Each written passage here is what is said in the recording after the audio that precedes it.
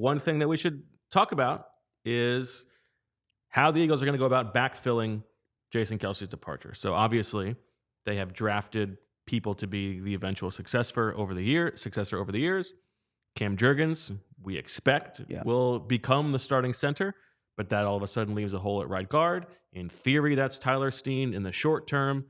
Now they also have Sua Opeta and Jack Driscoll set to be free agents, and so the depth along the offensive line is often a big hang-up for them, and it's like they know that this is a thing that has torpedoed seasons in the past. Right now, they've got that projected starting five, if you count Steen as the right guard, and Fred Johnson, and that's it.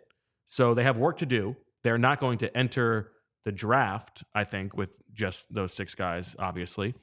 Do you think that they will be in a hurry to add a starting caliber offensive lineman to this roster in free agency?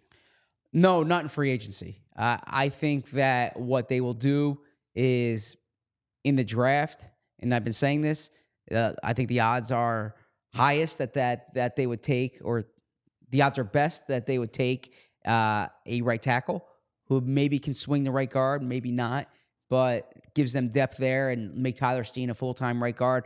I'm expecting Cam Jurgens to be the center.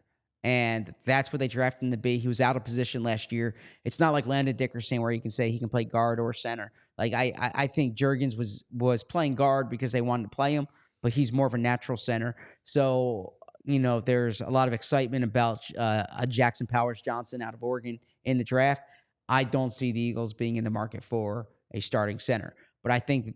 What about a starting right guard? Potentially, but I do think that's more Tyler Steen music.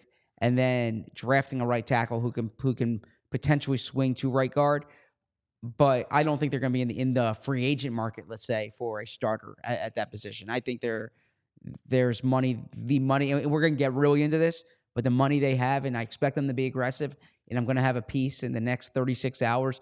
It was going to run today on some combine leftovers, but I'm expecting the Eagles to be aggressive in free agency more so than last year. But I think it's going to be on the defensive side of the ball. So I really think this is the changing of the center, and the playoff of changing of the guard is going to be Cam Jurgens at center.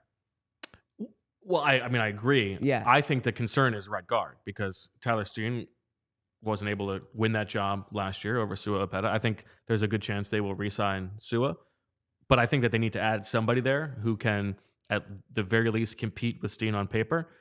But I think the general takeaway, like moving forward, is Eagles fans have had the luxury of just knowing that they're going to have a top 5 offensive line for a very long time. And I would caution thinking that that's going to be as easy as it has been. Because Kelce is gone. Lane is 34, right?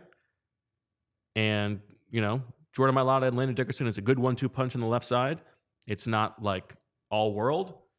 And if Cam Jurgens is like a realistic expectation for Cam Jurgens in his first year as a center is to be league average, right? At best in his first year playing it, because he was just okay as a guard last year, right?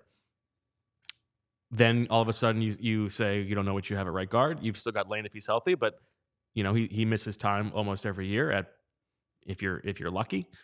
I think there is, like, as much as the Eagles organizationally overinvest at the position and have been planning for this eventuality for a long time, they might still not be ready to turn the page over and continue to have a really, really good offensive line.